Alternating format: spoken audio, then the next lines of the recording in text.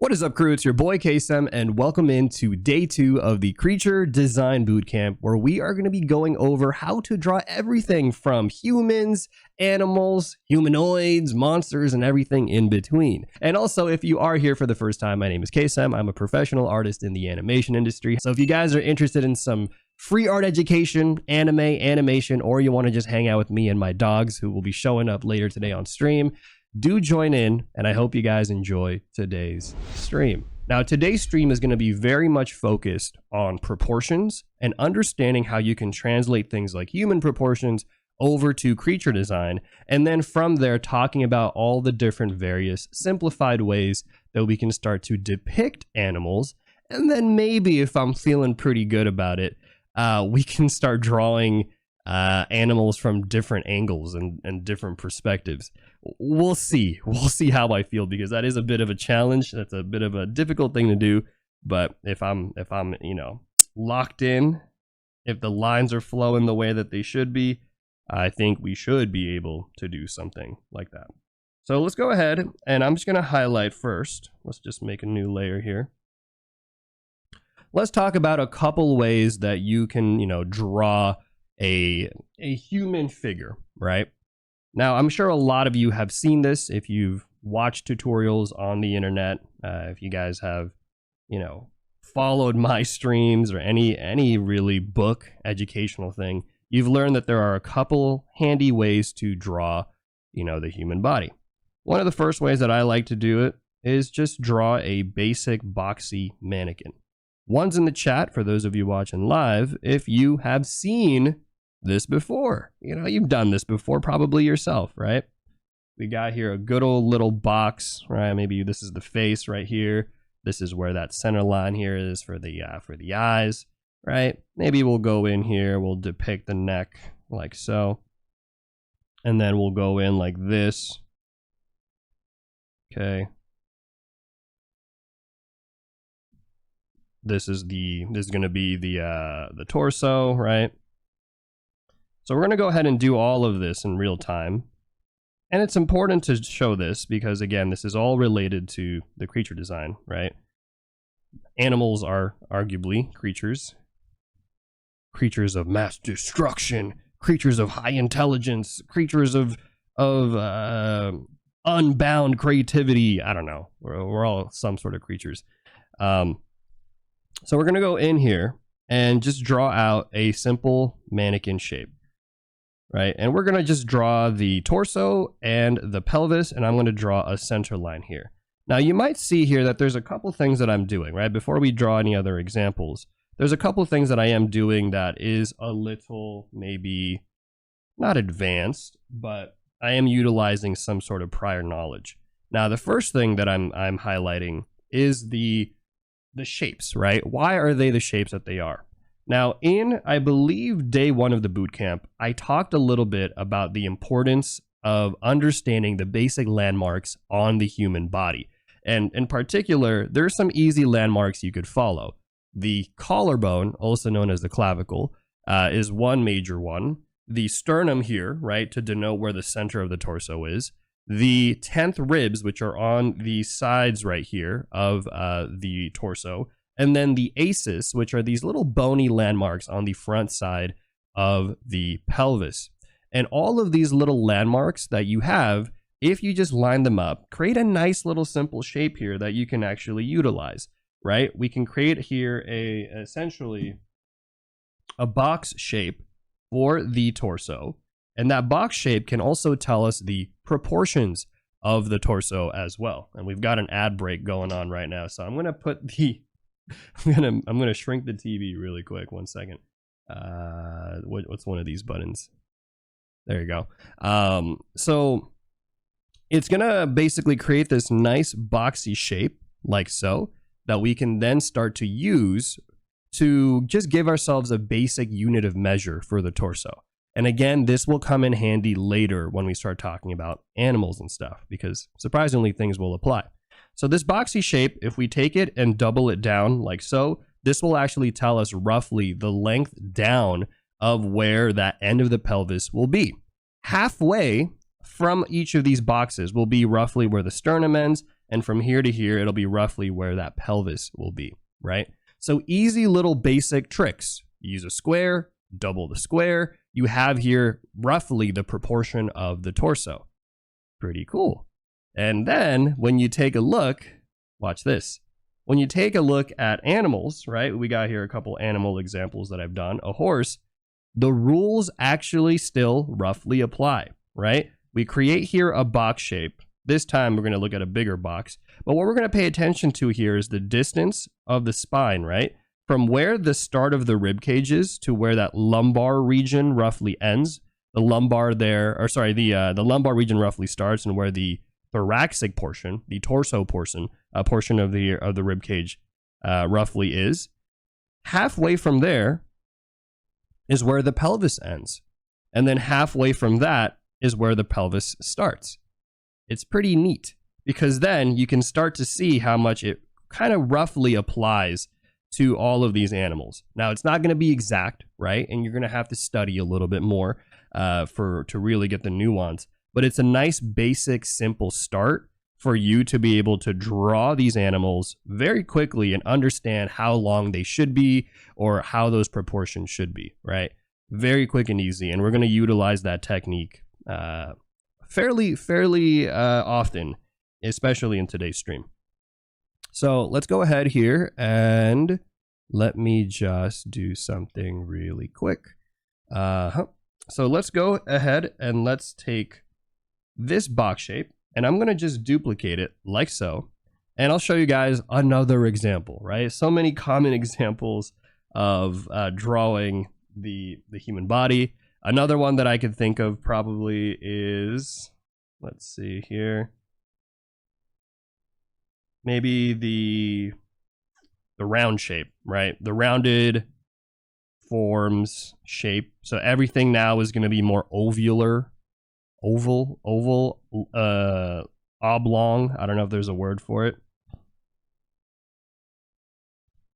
But essentially using these kind of more rounded shapes instead. That's kind of another common way, and maybe we'll utilize that too.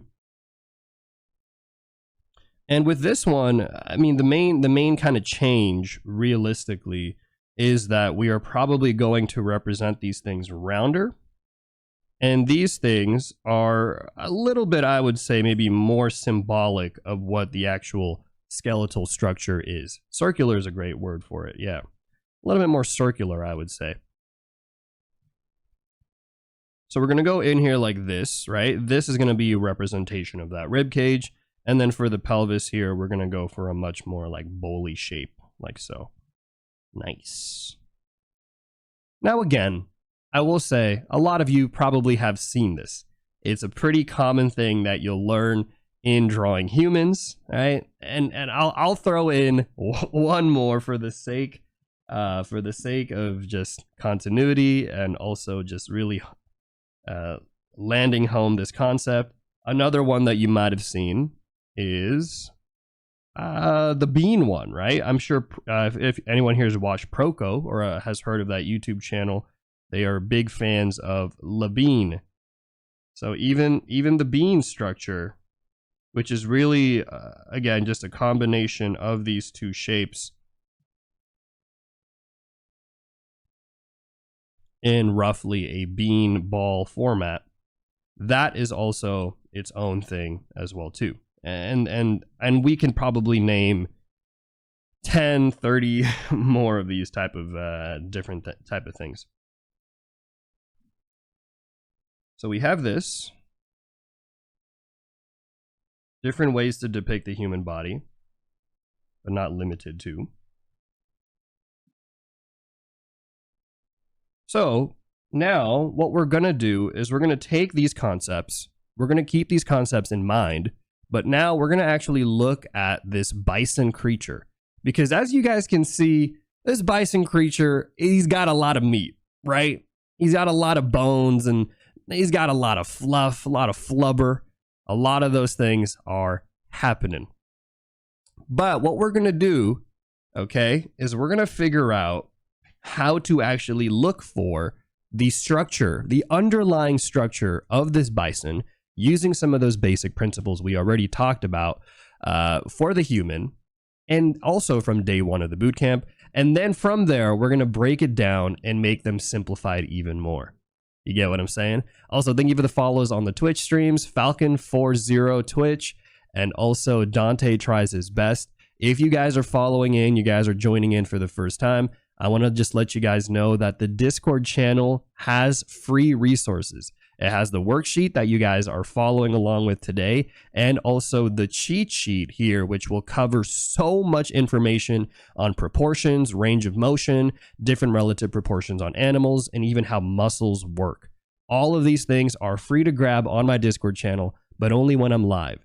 And also on the corner there, if you guys see in the corner of my stream, there is a drop a bootcamp resource. If we do hit 10 subs today on the stream, we will drop additional resources, and that does not cap.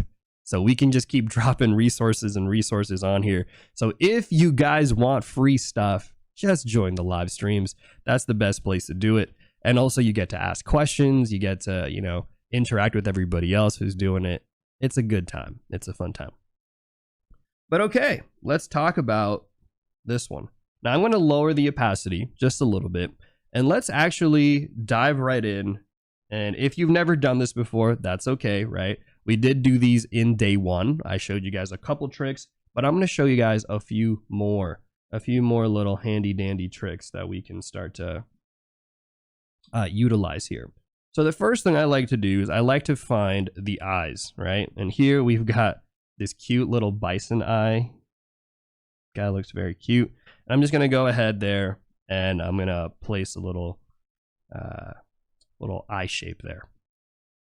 Next, what I'm going to do is I'm just going to find there roughly where I think that head's going to be. And again, this exercise is not meant to be something that you have to do perfectly, right? Keep that in mind. This is more just for you to start to observe some things. But here I'm going to look at where this ear is, and I'm going to try to find there roughly where that jaw could possibly be. It might be a little bit bigger. So I'm going to go in like this. Maybe bring in the mouth.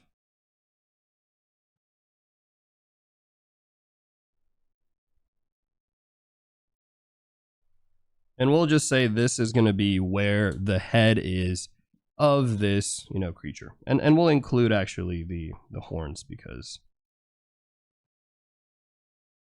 horns are sick. Okay. Now you might say, all right, Kasem, we're in trouble. because what about the rest of the stuff? The head, okay, it's kind of easy to find a little bit because you can kind of see where a couple of things are. But what about the rest of this, like the torso and stuff? Well, let's remember, right? Let's remember what some of the tricks that I mentioned earlier. And one of those first tricks I mentioned is that roughly right here, the end of the pelvis, right? And roughly right here where that shoulder is going to be. So there's a little bit of a shoulder here. And let me just lower the opacity. There you go. If we take that concept that we have and we just say, okay, let's find the rough estimate of the halfway mark there, like this. All we got to do now is bring that up a little bit, like so. And this will tell us that roughly, again, this is all rough estimations, but roughly speaking, this is going to be where that lumbar region ends, right? And where maybe the neck portion here of this beast will be. And so we can go in here now and start placing in the spine. And then once we get to here, we can say, okay, well, we probably know that the pelvic region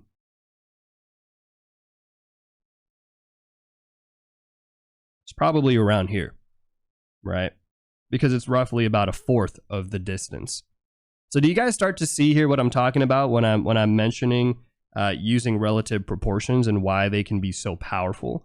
It really starts to teach you how to see information without actually having to have X-ray vision, right? This is why it's valuable to learn anatomy, not necessarily to remember all the bones and all the structures, but it allows you to observe things in the natural world through a system of which you can then interpret and then retranslate into your own illustrations and your own drawings. And again, we're going to talk about how you can utilize this even further, right? This principle, such that we can even start to draw some of these things from imagination or whatever have you.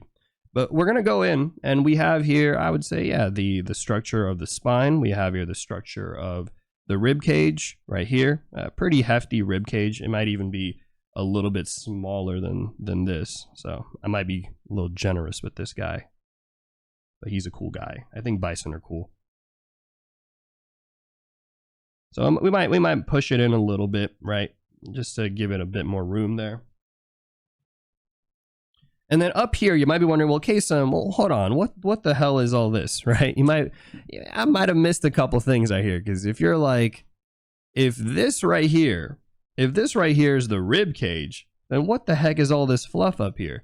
Well, guys, let me tell you, this actually up here is like this like mohawk structure. Essentially, bison have these ridges over here that create this fluffy part of their back. It's kind of cool. So a lot of animals, they're going to have much more protruding vertebrae, and so they'll have some of these things. And for bison, they're going to have like these essentially big mohawk looking things. But I like to just simplify it, you know, just go it in here and go boop, boop, boop, boop, boop.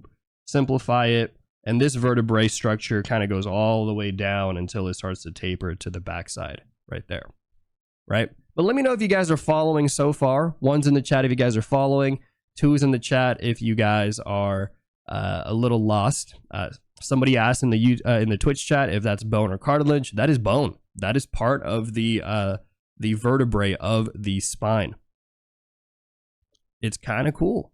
And mind you, humans have that too, just not as prominent, right? If you touch your own back, right, touch yourself right here educationally, you'll find that you have these bumps on the back of your spine, right? It's the same concept. It's these little protrusions that come out that actually here, we have it on day 1 here of the cheat sheet.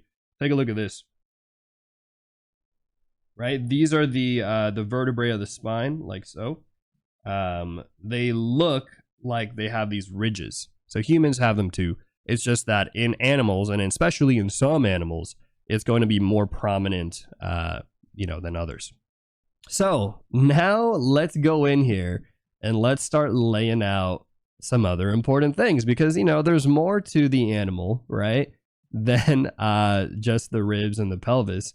We do also have some important notes about where to find the other structures.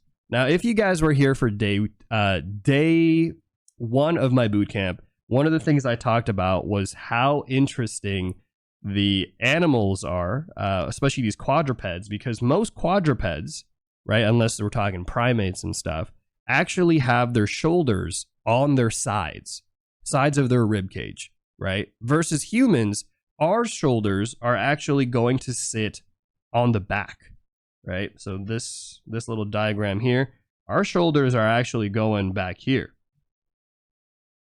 And that'll play a role in how we may want to depict these simplifications, the simplifications of these animals later down the line. So we'll come back to this another time, but I just wanted to highlight that. That's a very interesting difference between people and animals, okay? So what I'm going to do though is I'm going to go just imagine here this like scapula shape, and what I will find instead is I'm going to get here the humerus bone and the elbow, right? So the elbow of the of this bison should roughly be, oh, I'm on the wrong layer. I am on the wrong layer. Let me merge all this. 1 second. Okay. So the elbow of the bison here should actually be roughly about the same positioning as where the knees are. So maybe we'll actually kind of do them in tandem, because we have here the pelvis, and I will actually lower it a little bit there, like that. So we have the pelvis. We're going to go ahead here and find that humerus bone, or not the femur, right? It's at the end over here. And the knee, these are just some quick little anatomy little tricks, right? the knee should actually be pretty high up, like so. And if we just go down like this, boom, boom, boom.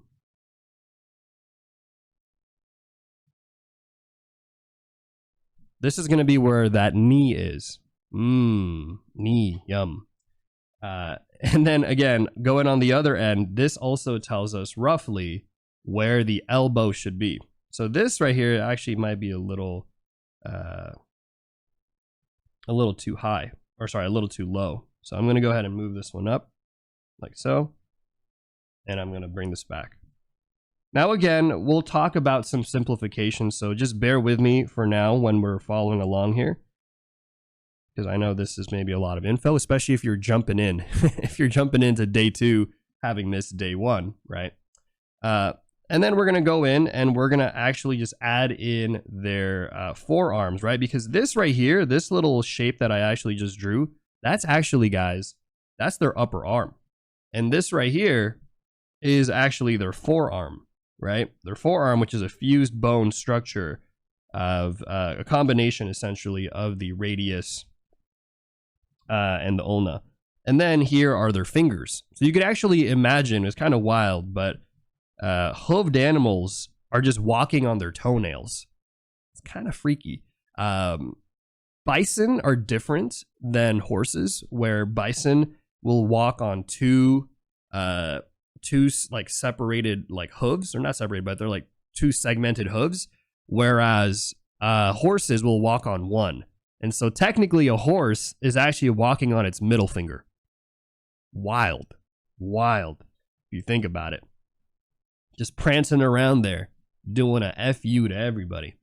But we're gonna go in here and we're just gonna place now the lower leg, right? And we're gonna use some of the landmarks. Check this out. We're gonna use some of the landmarks right here. So this right here is the upper leg. This one right here. This is going to be the lower leg. And then you can see these nubbies right here, right? That's going to be where we have the foot. Like so. And then the hooves. Now this right here is going to be the skeletal structure of the animal. Now you might say, Kasem, do I really need to know this? For drawing animals, isn't there a way to just do basic beans, right? Basic blobs like this, or basic block shapes? And 100% there is.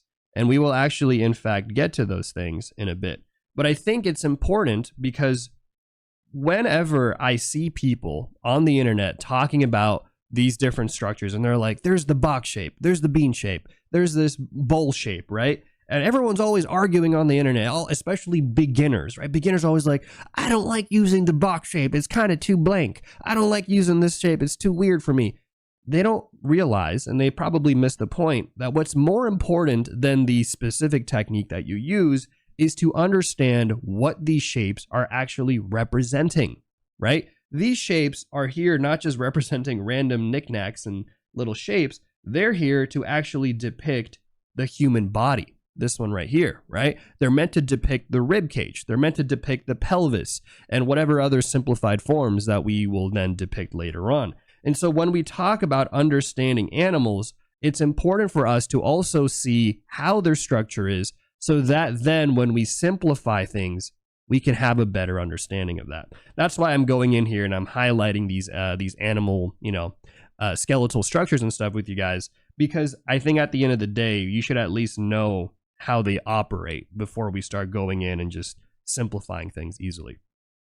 I do think this is a good exercise. So for those of you who are following along on this bootcamp series, and if you really want to push yourselves, right, you really want to level up along with me and follow along with me, a good homework exercise, funny enough, is just to do this. Grab a reference image, any reference image of an animal, try to find their structure, and then later go look up an actual image, right? Look up the skeletal structure of a bison, for example, and check it. See how it looks. See if your understanding is actually lining up with the reality. And you can do this technique not just with creature design, but you can do this with a lot of other ways to study.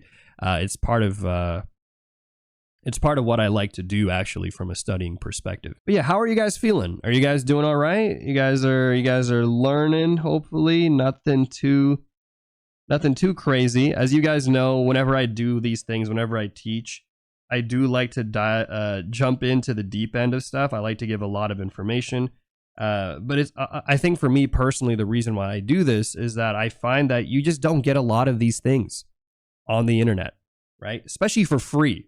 On YouTube, no one's really out here sitting down for 2-3 hours giving out educational stuff like this for free.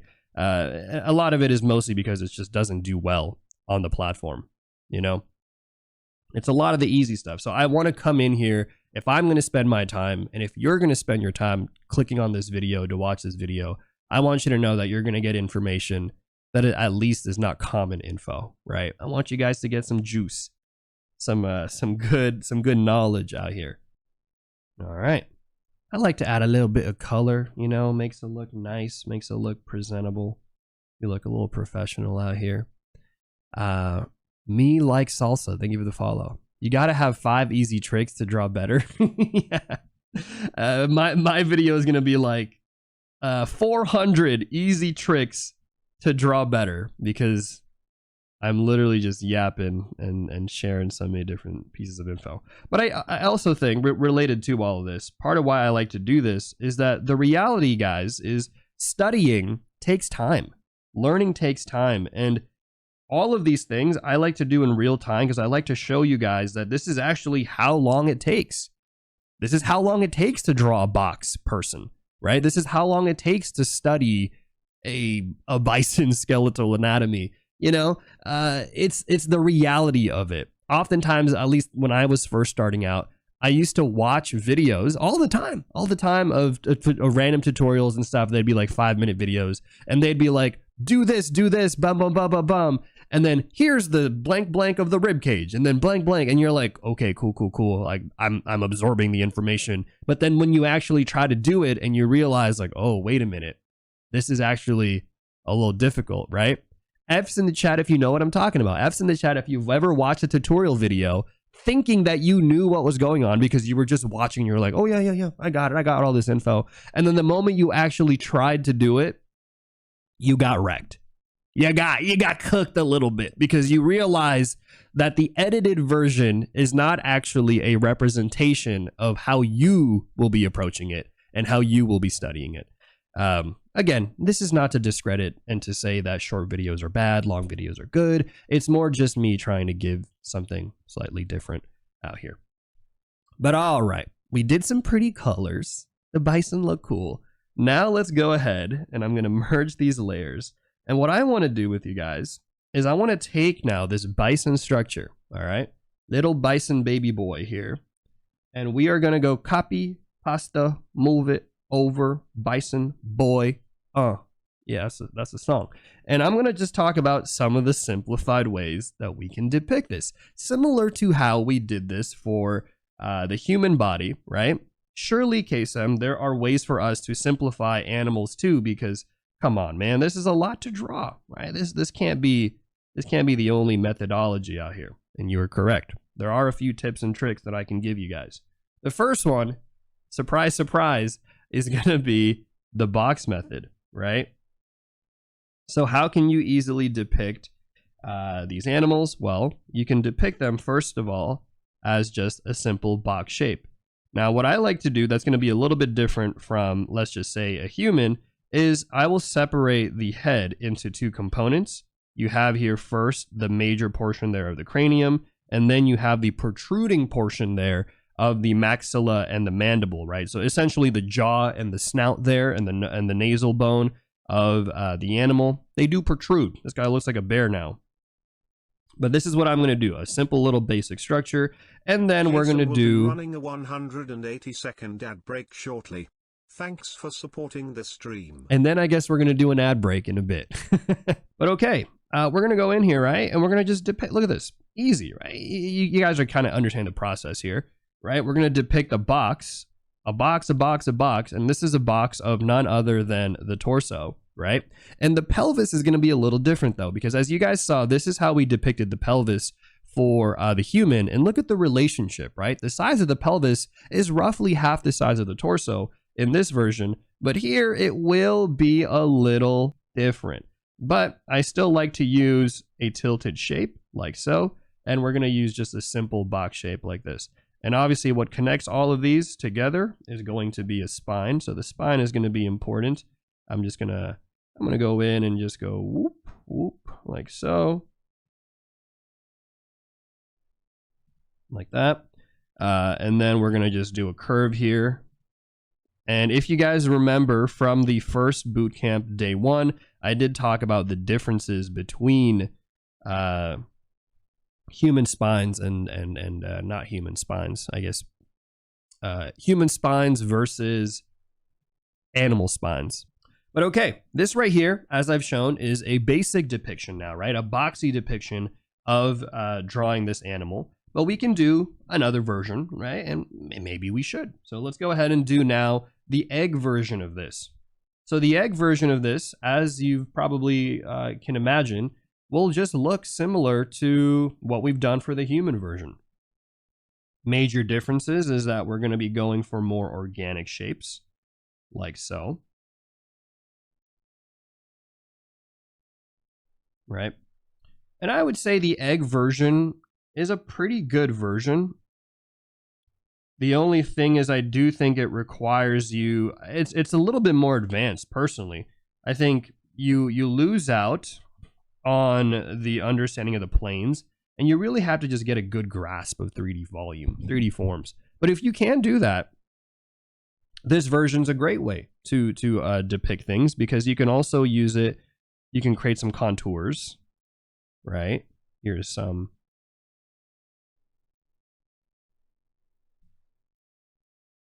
contours here of the ribs, and then here we can do this one. We could do like a bowl shape if you really want to, right? This is where maybe things are a little bit different, but if you want to depict a little bit of a booty for your little bison, you could totally do that. Little bison booty.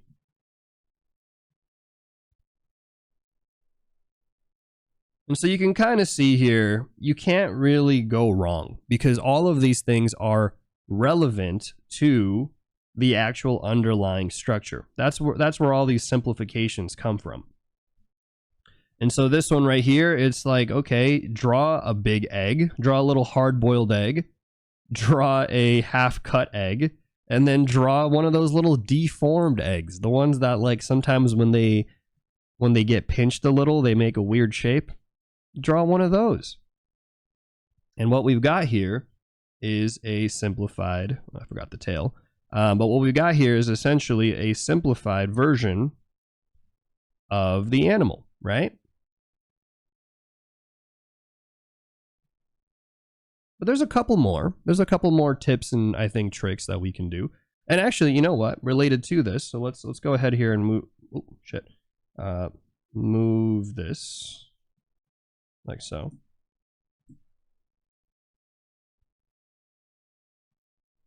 For these simplified versions that we have, the real magic, right? The real power in using these simplified versions is that it allows us to then recreate these simplified versions from another perspective much more easily than trying to understand the skeletal anatomy, because that can sometimes be hard. So here's an example, right? Imagine now we want to see this bison from top view. Now we don't need to necessarily get a reference for this bison, because what we could do instead is we can just depict a box like so.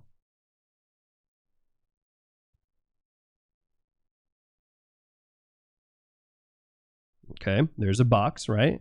Then from that box, maybe a little wide or a little long. Let me just shrink it down a little.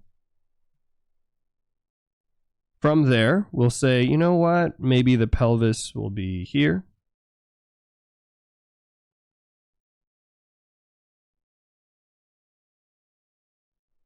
Right?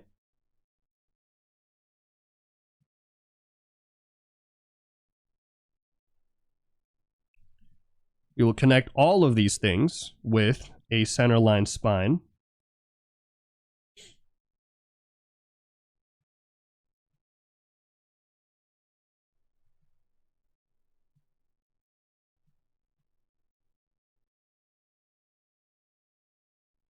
like so.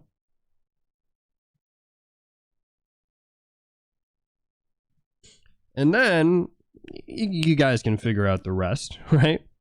We go in here and we can then easily now depict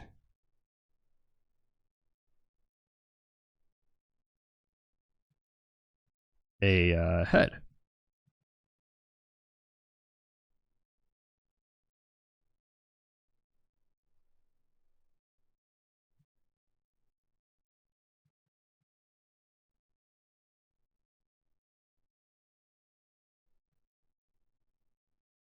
And there you go.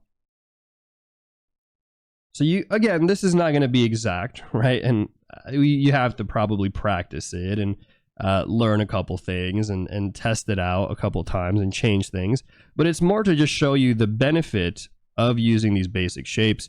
It's not there necessarily to be, I think, a replacement for understanding the human anatomy, but it's more of a simplification, right? A simplification and a distilling of this information that we have here. And now we're going to do the egg version of this, right? So you guys can see here how we're going to do this. And again, I would encourage you guys. I know you guys probably already seen it. You guys know what's going to come, but I think it is valuable to practice these things. It's one of the things that I had to learn the hard way when I was first teaching myself, right? For example, a common question that I get all the time is like, how do you self-study, right? And one of the biggest fallacies, one of the biggest things that I didn't understand about self-studying is it's not enough, guys, to just consume content. It's not enough to just watch something and then assume that you know the piece of information. You genuinely have to do it. You have to try it, and it's going to take multiple times of repetition, right? A little bit of redundancy. But it is in those moments that you actually learn.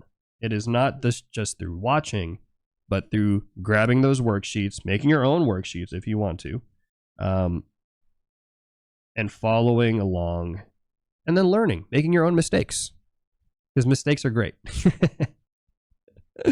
Right. And if you struggle, right, if you struggle with self-studying, this is why I do these. So you could join me and self-study with me as I do these live. So that way I can at least to some degree, help you out and be kind of like a study buddy, I guess. A good old study buddy.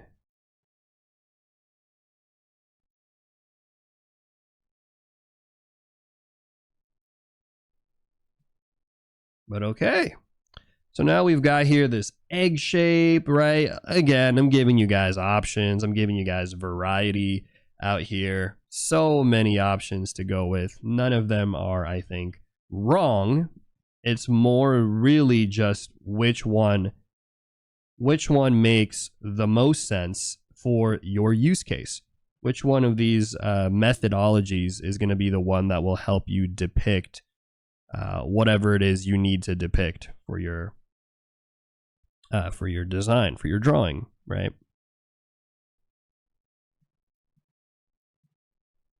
And then here we'll just draw a little egg shape.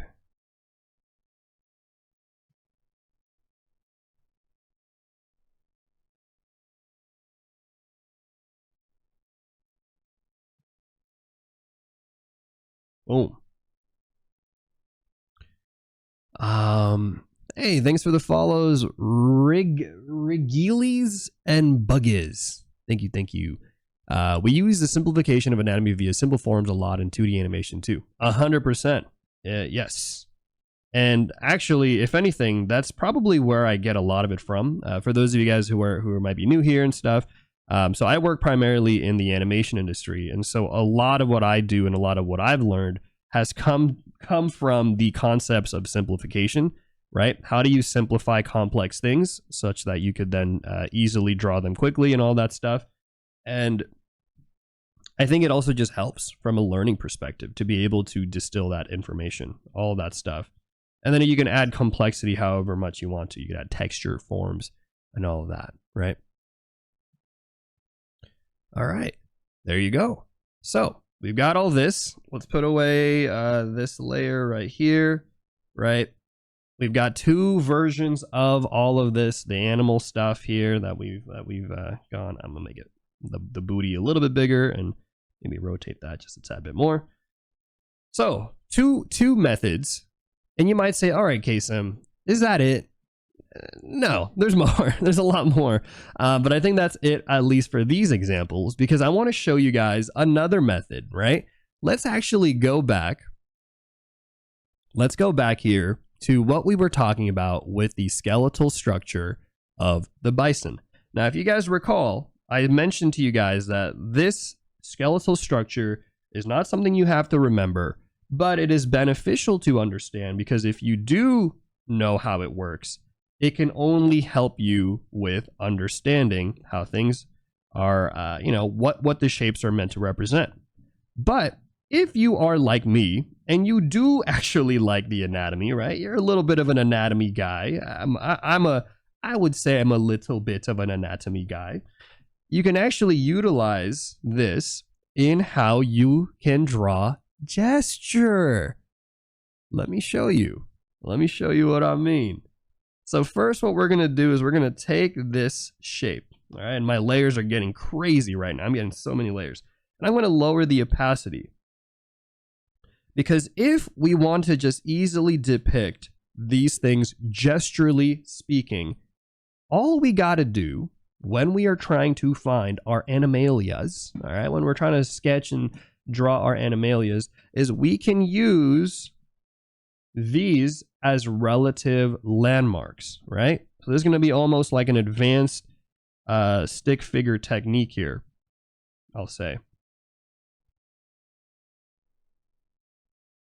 And we can start to use these as basic landmarks for going in and capturing the essence of these creatures. And also take a look at this. I did this one wrong. Whoops. Actually, no, I did this one right. Nice. The elbow and the knee should be roughly the same. Right there. Boop, boop, boop.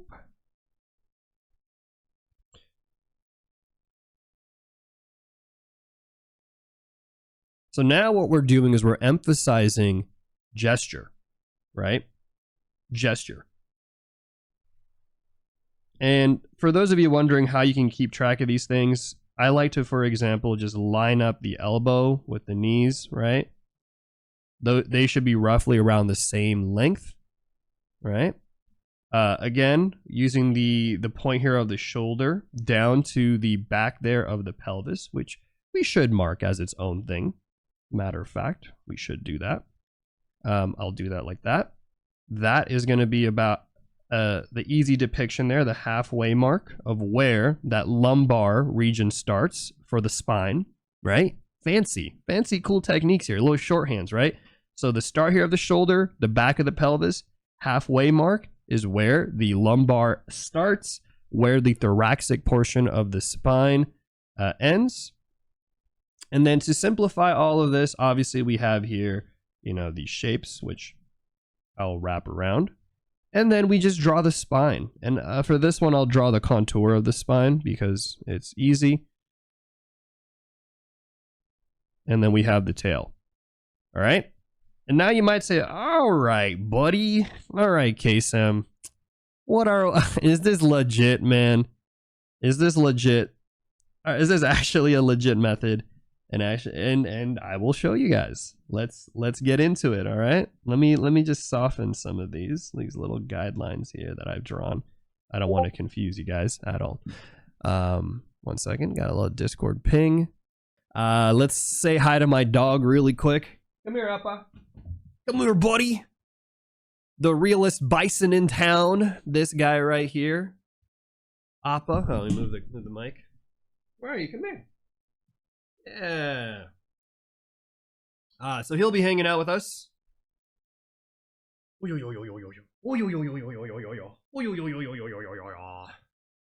All right, buddy, go back to your bed. There you go. So he's there. Yeah, he's an Akita. He weighs like 95 pounds. Guy's all muscle, all chonk, all bison, all dog bison. Yeah, but yes, he'll be here with us. Usually he's here at the start of the streams. But I woke up a little late, and so he got walked, and then now he's here with us. All right, yeah, finally the streams are up. People were like, bro, this stream, bro, my head was hurting. I need Subway Surfer or something to play on the streams while I'm learning. Don't worry, I got something better than Subway Surfer. We got a dog. Yeah, the serotonin levels are up. But let's continue now. And let's talk about how we can utilize this gestural shape, right? Because we have here these mannequin shapes, which are great, but surely there's other methods too. So here's what's really cool about utilizing this gestural technique that I've just highlighted for you guys. Because if we take this, and now let's take a look at this example, right? Let's go ahead here.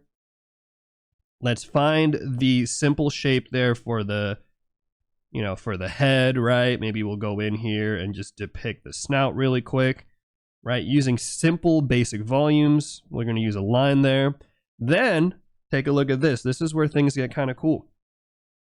We're going to go in here, and maybe I'm going to use this line to just help me capture where I want that rib cage to be.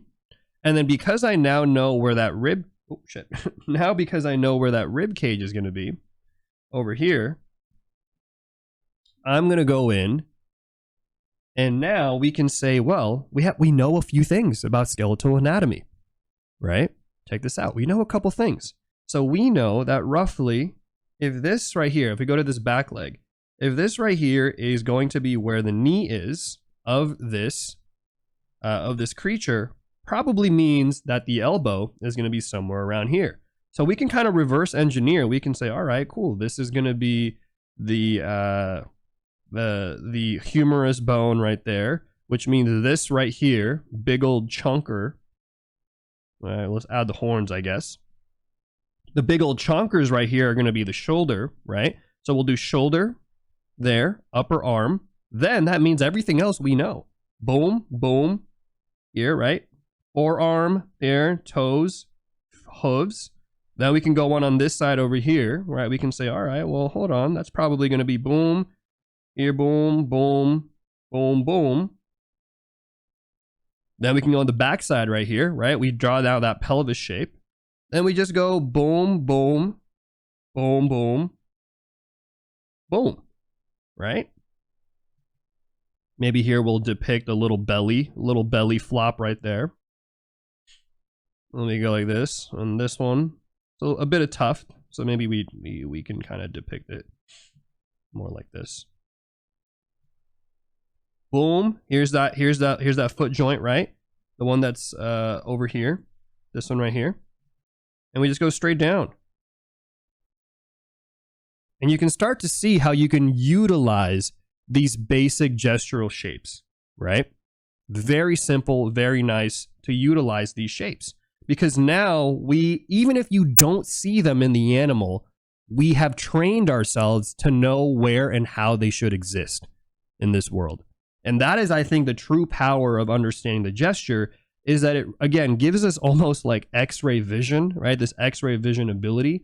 And then maybe right here, I'll go in and, we'll depict this fluffy region right here, which again, as I mentioned, is actually part of the spine. So we'll find a center line there for the spine. We can depict that as a shape, right? Maybe add some contours if you want to add some contours. But now we're getting these easier depictions of these animals. So let me lower the opacity. And now we could apply it. Let's go to something like this bigger boy right here, right? Bigger jumping bison over here. We'll start again, simple. Head shape.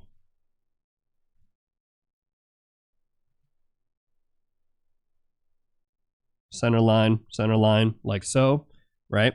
Then maybe we'll go in here and we'll observe a couple things, right? This right here is going to be roughly where that rib cage is going to be.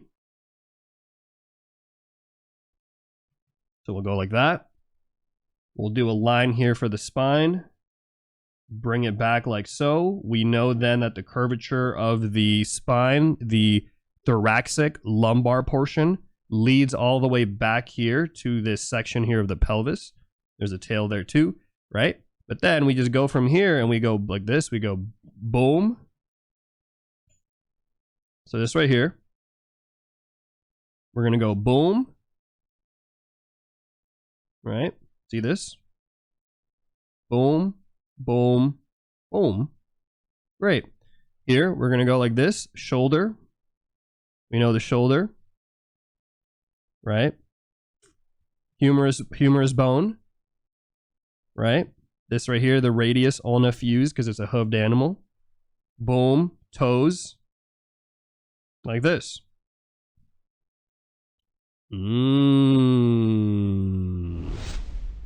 Moved some things around for our little sheet, and now we shall proceed by drawing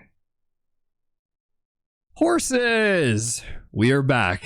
We are back for some horse action, all right?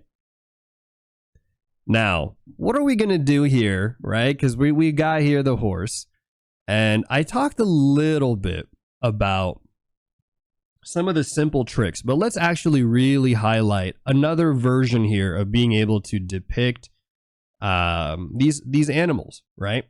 These animals in a way that will make it easier for us too, because there are some simplifications we can do that are specific to animals that are quadrupedal that maybe don't necessarily apply to humans and or primates. So let's talk about that. We're going back to our favorite horse, which we did do in day one of the boot camp. And we will probably visit the horse a lot. The horse is, I think, a really fun and easy, not easy, sorry. I don't want to trigger anybody. People are going to be like, you said drawing horses is easy? Ain't no way, bro. And you are, in fact, correct. Drawing horses are actually not easy. But they are such a good example. So the first thing we're going to do is, before we even jump into the horses, let's lower the opacity, as we always do, and let's find some, again, basic landmarks. And you'll see me, I did this in day one. We're going to do it again in day two, because it is valuable to just double down, re-practice, relearn, continuously reinforce these pieces of information, right? So we're going to go first in here, and we're just going to establish the head. So the head there, shape, we got the jaw, right? We're going to go in here, define that nasal bone region. Okay, the mouth is there, but we're going to simplify that like so. The eye shape, right? Skeletal horse, looking kind of cool. Then we'll get into the spine. There's a couple things that we'll talk about when we get to the specifics of drawing heads and necks. So don't worry, we will have a dedicated day for that one, just for that, matter of fact. But for now, just trust me on some of these basic shapes. We will get into things like the atlas bone and the cervical region of these animals and why they look the way they do. For now, what I want you to do is just pay attention to the major curvatures, right? So here, the neck is going to curve like this, whereas the human is a little different. If you guys ever study the human bone, the human neck, you will find that it's very different. Then we're going to go in here, and we're just going to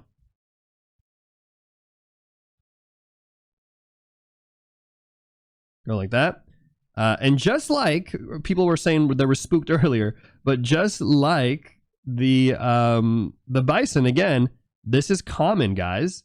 Having these ridges on the back right here is common for animals to have. Matter of fact, humans have this as well. It is merely just part of the spine. Oh, we've got this, okay? This is all part of it. That's what all of this is right here. This little extra gap, that's part of the spine, but it's particularly part of the vertebrae. Maybe we should include that in the cheat sheet. I'll make note of that to put that in there. Somebody said gamer posture. Yeah. Yeah, true. If you're an artist or you're a gamer, matter of fact, you should be very familiar with that little nubby. It's called the seventh vertebrae, right? The little nubby on the back of your neck, because boy, oh boy, that's part of the spine. That's what this whole thing is right here. That's what this little section is. It's the bumpy regions, the shrimp posture, indeed. Then we're going to go in, right, and we're going to simplify the horse. But remember, there's a few tricks that we can use to triangulate where the ribs are going to be. So first, we're going to find the end of the pelvis. We're going to find here where roughly the shoulder is going to start. Go like this, find the halfway mark. This will roughly denote for us where that lumbar region is going to start. Easy peasy. We love using relative information. Then we're going to depict like that the rib cage. Then right here, we're going to take from here to here, the halfway mark of that. That's where going to be where the pelvis is going to be. And I'm telling you, look at this, man. It's like we're dissecting this horse without having to actually know what's happening in the horse, right? Then we're going to do a couple tricks. So this is the part that I wanted to highlight again, right? I've highlighted this a couple times. I've mentioned this a couple times with the what's it called, with some of the other structures here with like the bison and stuff, but I'm going to highlight it here for the sake of just really defining it and having it locked in. So there's a couple things when we're looking at, for example, horses, right? You want to pay attention to some little caveats. So for example, the point here of the buttocks right here, which is roughly where this pelvic region ends, this one right here should be right about, this is a little high, actually, matter of fact.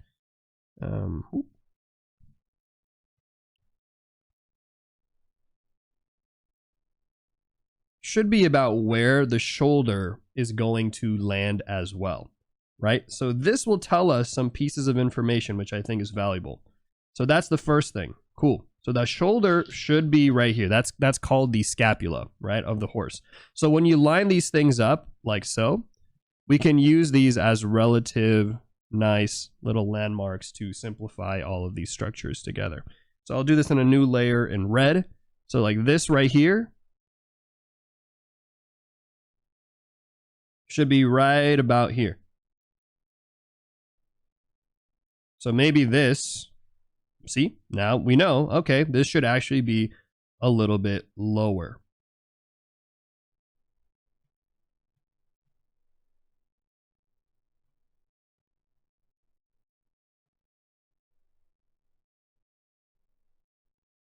All right. Now, other cool things. Let's get into now the shoulder here of the horse, right? Now, the shoulder is essentially going to comprise of a couple things. It's going to comprise first and foremost of the humerus bone, which is going to sit right here. You can actually see the nub of it on the horse. Then from there, we're going to have the elbow. This is the elbow of the horse, right? It's crazy. All right. This right here, this is the elbow of the horse, guys. The thing that I'm drawing right now. I was baffled the first time I learned this. I am still baffled to this day. But this right here is the forearm of the horse. This is the upper arm of the horse. It kind of tucks back a little bit. But anyways, we'll go in here.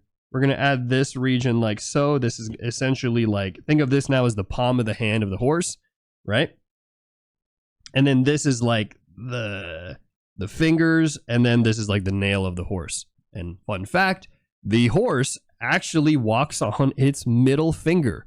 The odd number shaped finger animals will have a hoof type that is essentially the equivalent of a horse walking on its single, like imagine it's walking on a middle finger.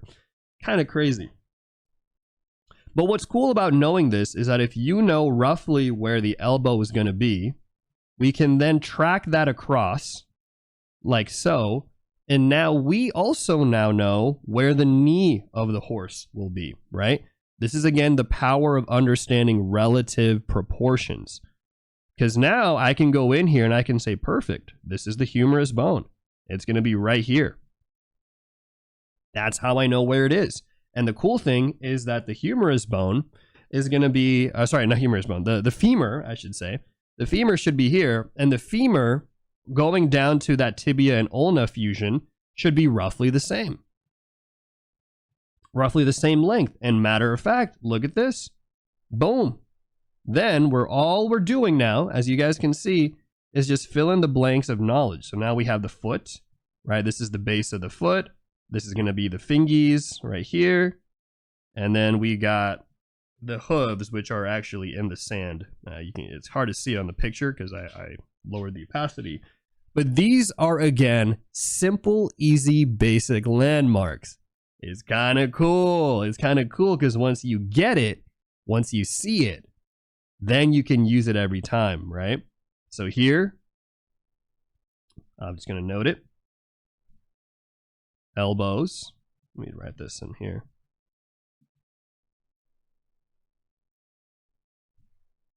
Elbow and knee should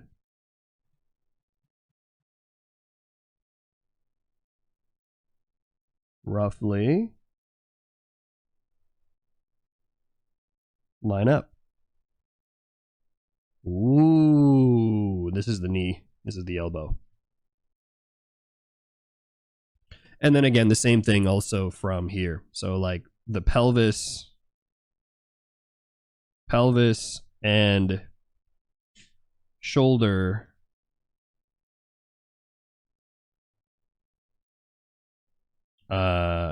should roughly line up as well.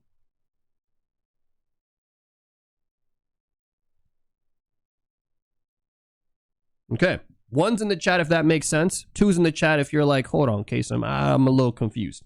Let me know in the chat if you guys are getting what we're talking about here. Hopefully. How's it going, people who are tuning in, by the way? Unruly Ravelry says, horses are crazy. Anatomy do be weird. Yeah, anatomy do be weird. On the YouTube side, are you guys doing all right? You guys hanging on there? Sometimes I can't tell with YouTube because you guys are just, I don't know what it is. YouTube chat's just so chill. They're not really there to chat. They're just there to like vibe. They're a vibe-based community, I guess. They're there to just chill out, watch it, get the knowledge.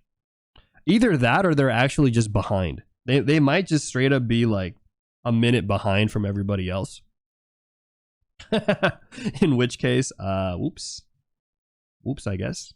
Now, again, I want to say all this. Somebody actually mentioned this about biology, but we are artists, right? If you're watching this stream, chances are you're primarily an artist. Maybe you know a little bit of biology, but we're learning all of these things not specifically so that we can be veterinarians. I'm teaching you guys these things so that we can understand them from an artistic perspective, right?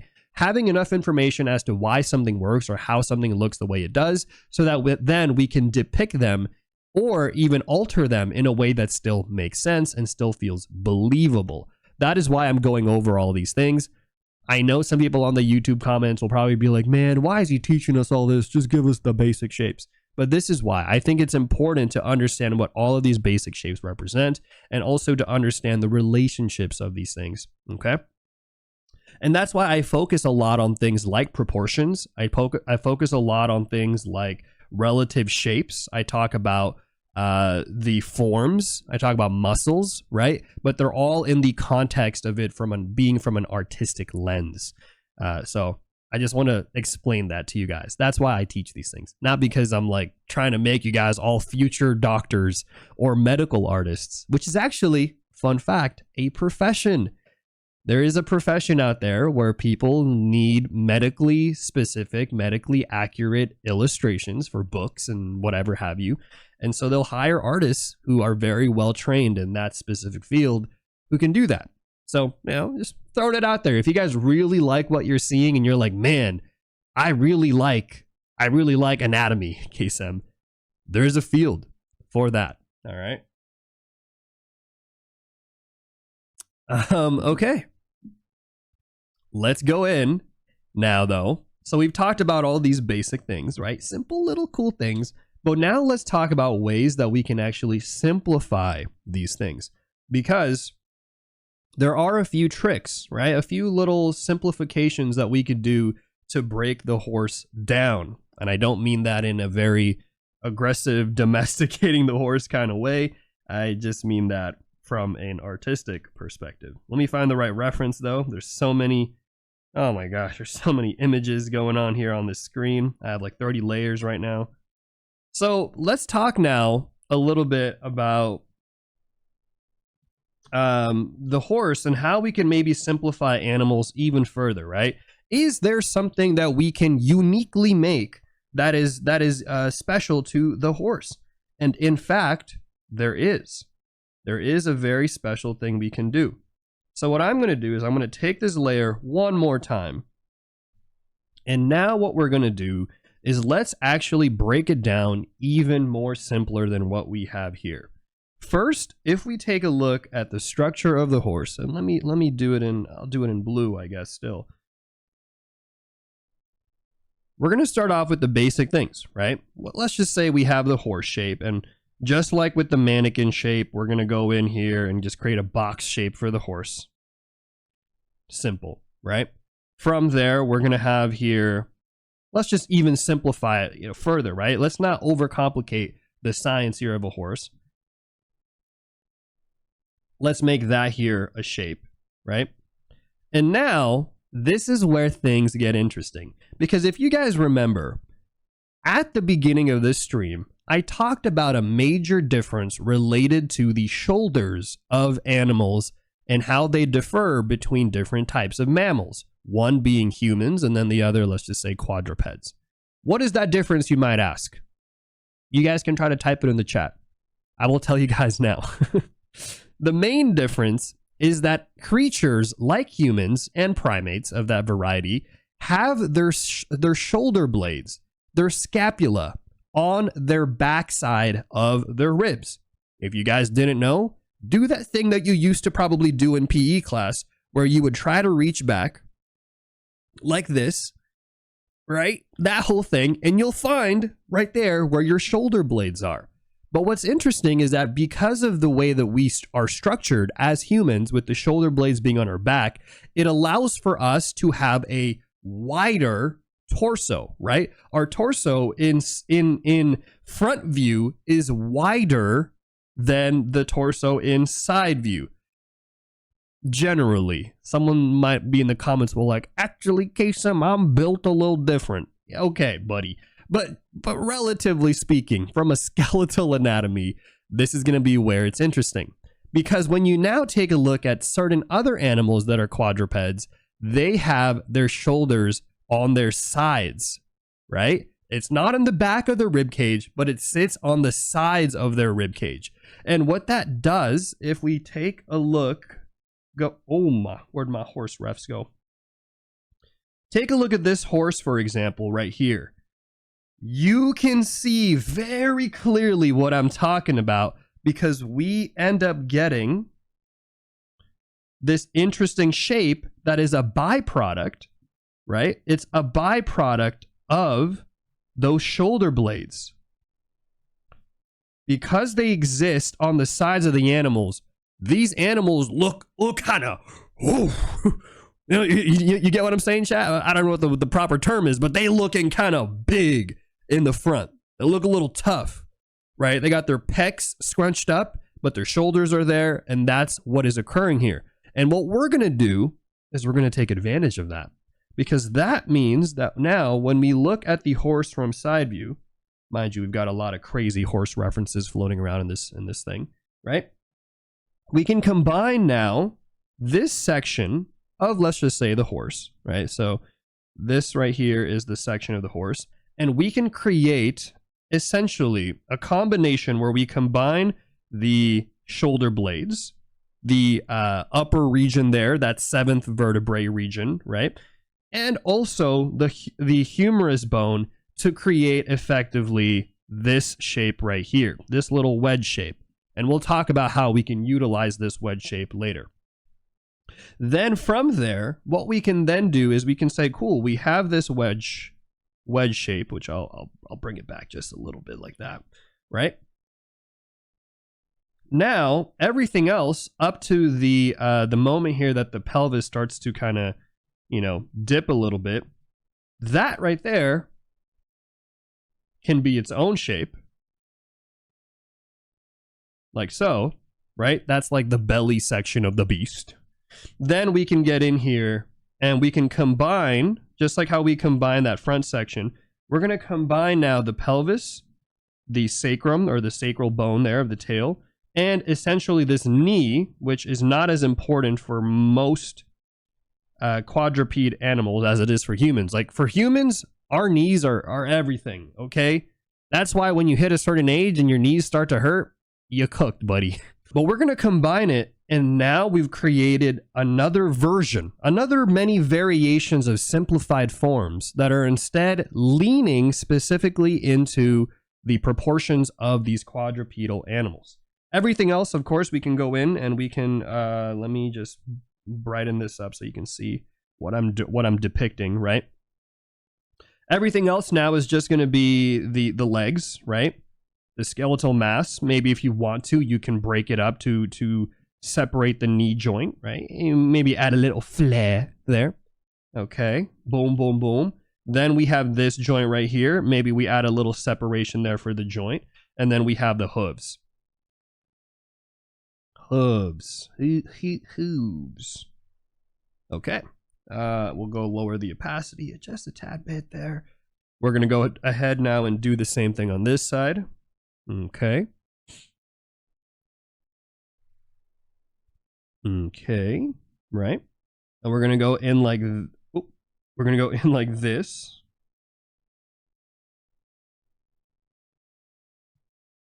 Split it this way. Separate there if you want to for the joint. And the joint here, again, the joint here, always keep in mind that this is not the joint of like the elbow or the knees.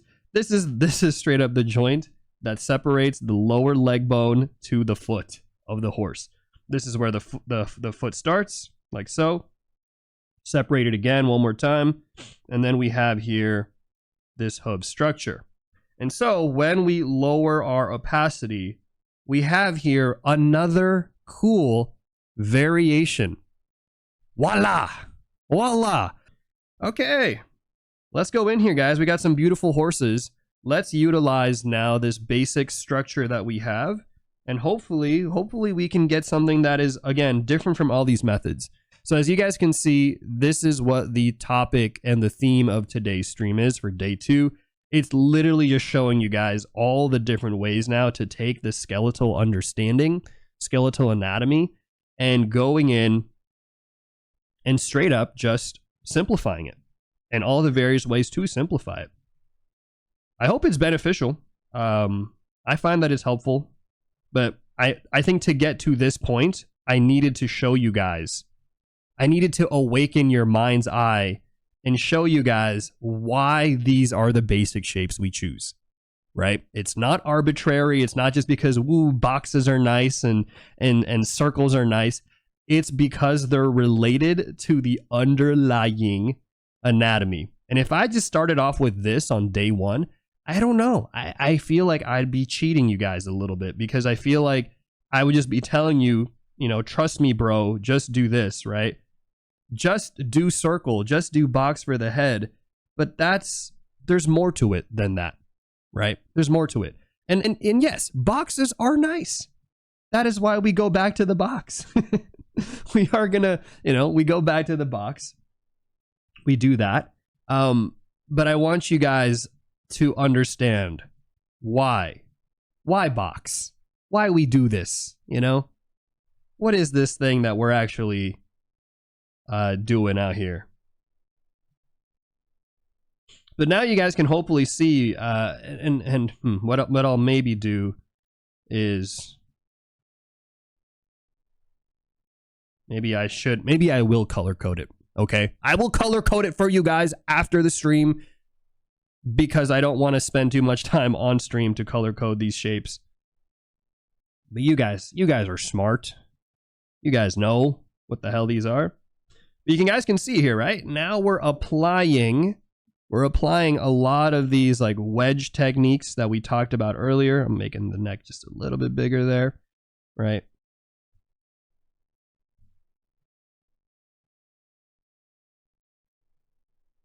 We got here the wedge now of that front section that's created and is in combination to the scapula, right? Then we're going to get into the legs now, which we now know the legs here. This is what I didn't understand. The first time I tried to learn animals a long time ago and I copied one of these type of diagram things, I did not understand the simplifications. I did not register in my mind that, for example, this cylinder right here, guys, this is not the upper arm of the horse. This is in fact the lower arm of the horse. This right here, this little tubey tube, this is the lower arm. This is the combination of the radius and ulna fused together. And then this is the joint, which is effectively the wrist. I don't know. I don't know how many people knew that. I, matter of fact, did not know that. Now I do. And then this right here is essentially the hands, right? The hand, the fingers, and then the connection there for the hooves, for the nails. Wild. Truly wild. Let's see. We got some people saying stuff. Hurt hand at work and now rebuilding ability to draw. You encourage me to keep going and accepting failure as a process. So genuinely, thank you. Thank you. Thank you, Notes Underground. I appreciate reading comments like that because it, again, reminds me of why I do a lot of what I do live.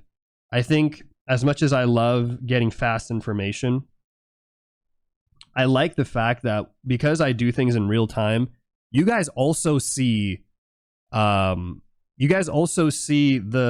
things that I'm doing and some of the mistakes that I make, right?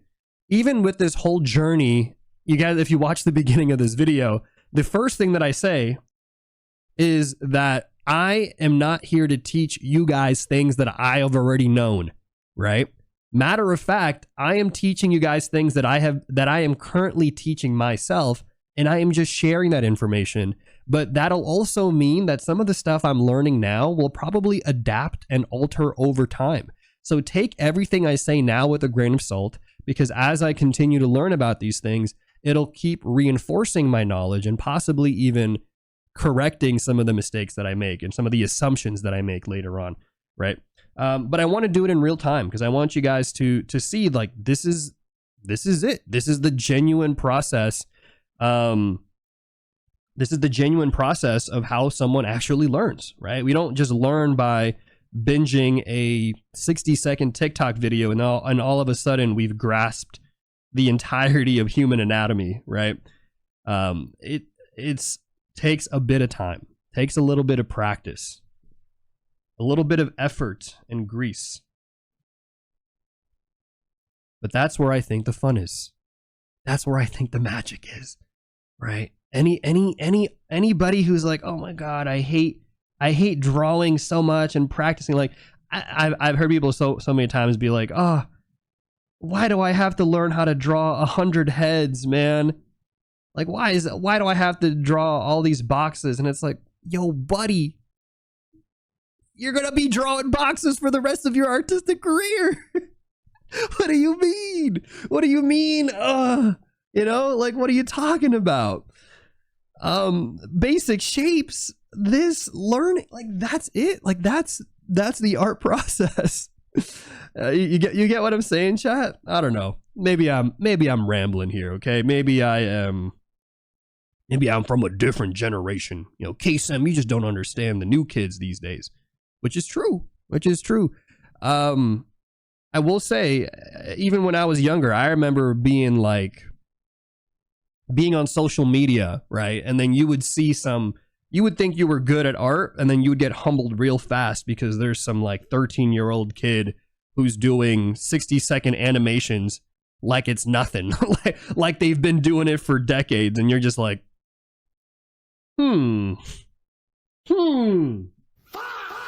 that's cool, okay, you know. So who knows? Who knows? Maybe there are some things that the young kids are doing different, and clearly they're sipping some sort of special Kool-Aid. But I'd like to think that those are just one-off exceptions, and that's not the actual experience for most of us normie artists out here. Because I'm not a special artist, guys. I wouldn't call myself gifted or talented or anything, right? A lot of you guys who've been here and who know my journey know that, matter of fact, I wasn't an artist for a long period of time. I used to be a software engineer, and it's only recently during COVID and stuff that I decided to pick up the pen again, right? Take this risky chance of trying to learn how to draw and doing it in as systematic of a way as possible. So I wouldn't call myself by any means a like special magical artist, right? I'm not like, oh, I've got the sauce. Not really. I think if there's anything that I've learned over time and I've gotten over my years of, getting older, it's discipline. It's discipline and the value of being patient. I think that's really it, because I really do think art is a game of patience and enjoying the process. If you can master those things as an artist, that's pretty good. That's like, you're good. That I think is truly the hallmark of any professional, is just having the patience to sit through some stuff. And sometimes even having the patience to sit through your own failures, because I don't know about you guys, but you guys ever wake up one day thinking that you're going to draw some bangers, thinking you're going to draw something good, and then you pick up the pencil and you look at what you draw and you're just like, oh my God, what the hell is this? Right? And then sometimes you're just like, dude, I should never pick up a pencil ever again. What is this garbo? And then, but the reality is, like, that's common, right? And all you got to do, the secret is you just got to sit through that awkwardness, sit through that very poorly drawn drawing. And you'll probably, if you just are able to sit through that discomfort, be able to start drawing good stuff again.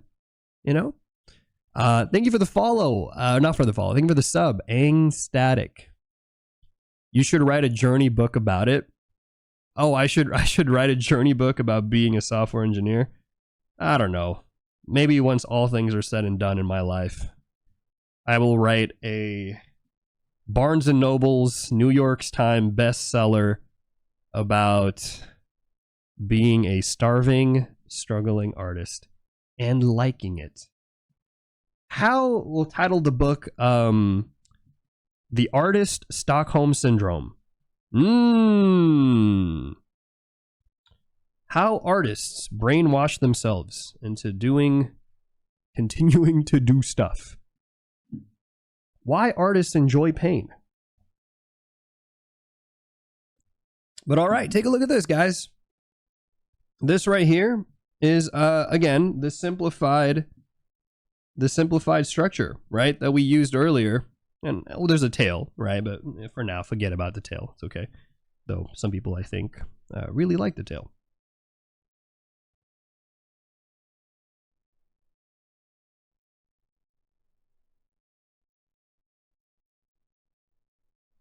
Okay. And for the sake of things, we'll do it one more time. Right? We'll do it one more time for the sake of practice. This is, again, we do this so that we can continue to practice. I think it's valuable to mention, and I don't talk about it. I have not yet talked about it a lot, but I do think it is valuable to, at some point in time, especially when we get into drawing things in 3D space and stuff, is to envision a ground plane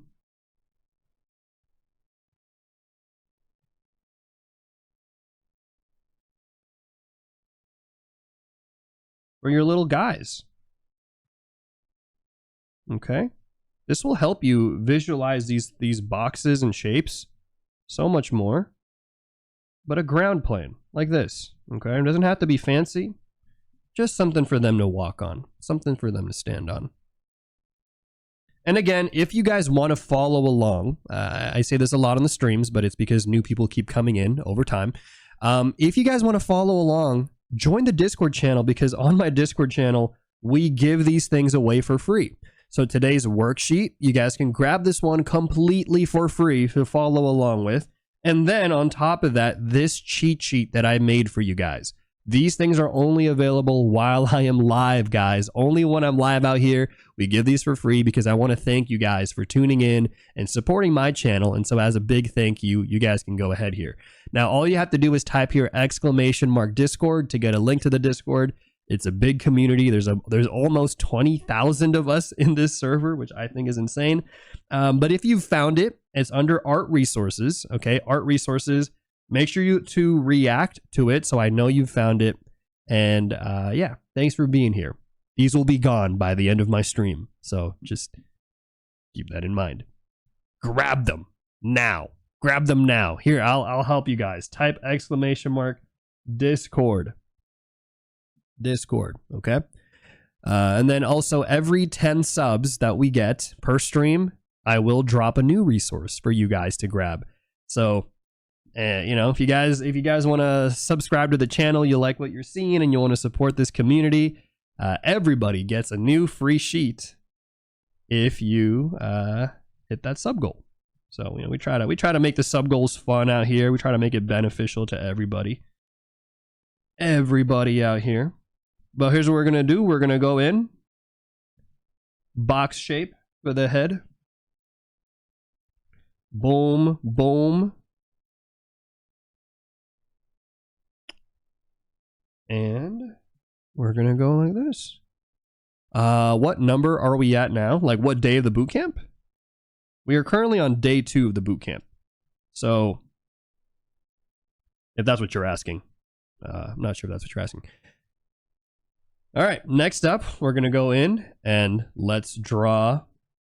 Zoop, zoop, zoop, zoop. Like, look how easy it is. Oh, how many subs are we at right now? We are at 2 out of 10. So if we actually just get 8 more subs, I will drop for you guys day 1 of the bootcamp resources. So if you missed day 1, you'll be able to grab those for free out here. Fran Jones says horses only have 1 toe. Better than that, chat. Not only do they only have 1 toe, it's the middle finger. It's crazy. Horses really just walking around on their middle fingers out here, prancing around town with no care in the world.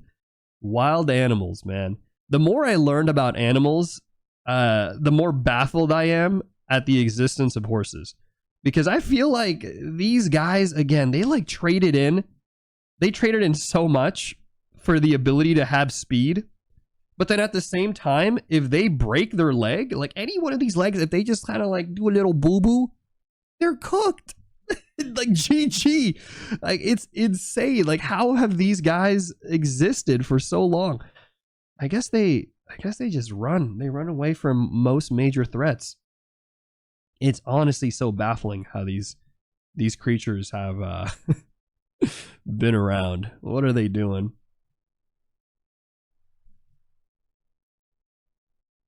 Okay, we're gonna go in here, right? A little shapy. Bro, look at giraffe. Giraffes are another one. Oh my god, what the heck are giraffes? We should do a day for giraffes. Honestly, we should do a deep dive on why the heck giraffes are built the way they are. It don't make no sense, but hey, it is what it is.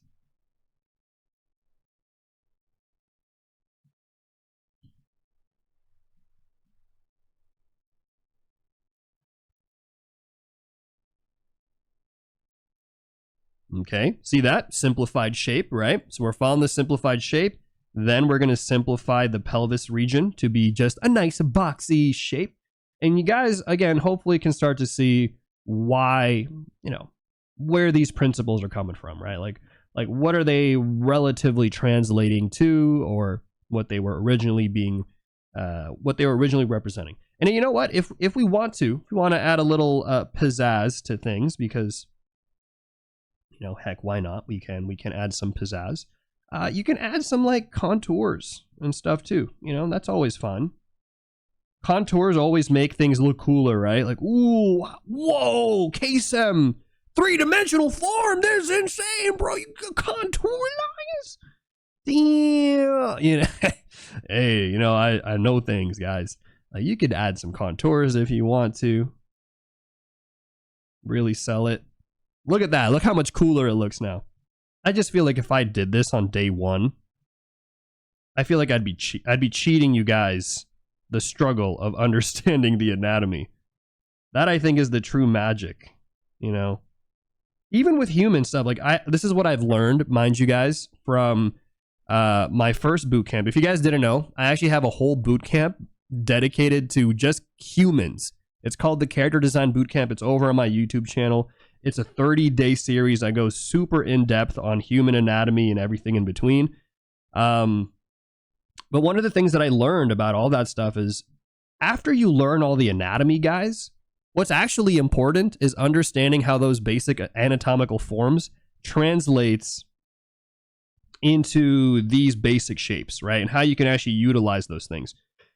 This is not to say that learning anatomy is useless or it's like irrelevant, but it's more just the fact of like you learn the anatomy so that then you can simplify the anatomy to whatever stylistic choices, you know, that you want to. But all right, guys, we've done here another, oh, hold on, what the hell? We've done here another version, a little bit more contoured this time if you guys care about contours. Let me go ahead and draw a ground plane for this bad boy. And then for the sake of things, I think we can go ahead and just do a couple exercises now where we shall draw some from other angles, okay? I think that'll help us just really solidify this, these basic shapes. So I'm going to put the references away because, boom, we don't need references where we're going. All right, where we're going, we don't need it. But doesn't it look cool? Doesn't it look cool when you have the contours? The contours make it sick, right? Agree or disagree, chat? What do you think?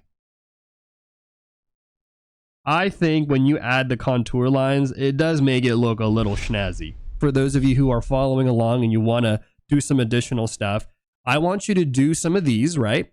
Go ahead and do kind of what I did for the day 2 cheat sheets. Grab some references of animals. I want you to try to find the skeletal structure of these animals and then look for a picture. Look for the actual anatomy breakdown of them and do a comparison. So that's homework number 1. Homework number 2 after that is I want you to apply some of the gestural techniques that I have shown you guys here, right? So maybe grab this bison picture that's already part of the worksheet, draw some of the gesture lines of where some of those skeletal anatomies and forms could be. Maybe if you want to use some of these more simplified shapes, you could do that as well. And then the final part of the homework, if you guys really want to challenge yourself, is to take some of these basic building blocks and start to draw them from imagination, and then try to maybe find a reference picture that will have that. Or do the opposite. Maybe find a reference picture, look at it for like a minute, and then try to draw that from imagination, and then you can compare it that way, right? But with that being said, for those of you watching on YouTube, I hope you guys enjoyed this bootcamp series. This is day 2. Please join the Discord channel if you guys want to get all the free resources. And if you did like it, please do like and subscribe. Let people know about this community. Let people know about this series. Share it on Reddit. Share it on social. Share the progress you've done. And thank you again for watching. People on the Twitch chat, we are still going to be here. So you guys can say bye to the YouTube chat. Everybody say bye to YouTube and Twitch. Our YouTube viewers, if you want to hop over to Twitch, we are still doing a little bit more on the streams today. We've got a fun set of other things that we've got going on other than drawing animals. All right. Say bye. Say bye to YouTube. Bye, YouTube. Thanks for tuning in.